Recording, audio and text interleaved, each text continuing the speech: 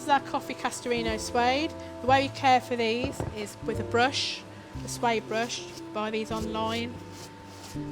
Brush them over. Advise you to do it about 3 times of wearing because they do get dusty and you get some grime on them. If you haven't got a brush in the house, you can always use your faithful Scotch Brite. Wipe over them and it does exactly the same job. Now if you're using your brush or your Scotch Brite, please be aware of your polished edge because it can catch the edge. If it does, don't worry. Get your cloth, get your polish, put a little bit of polish on the edge, and all you've got to do then is brush it up.